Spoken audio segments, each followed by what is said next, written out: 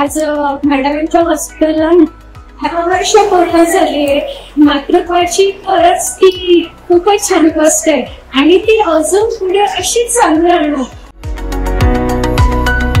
त्याच्यामुळे ती जी घटना कधी सांगितली कुठल्या तुमच्या पेशंट जे की माझे पाय दुखत होते, डॉक्टरांनी माझे पाय चोखले, ही माणुसकी आम्हाला अपेक्षित आहे, जी गुणा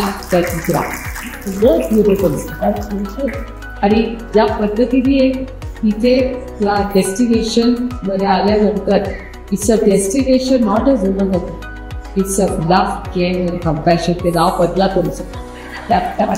इट इज ऍक्च्युली मला एक स्टोरी ऐकायला वाटतं वुमनहुडची नाही आहे, हे ऍक्च्युली महिलांचं बाहेर आहे. Behind every successful man there is a woman, but behind every successful woman there is a man.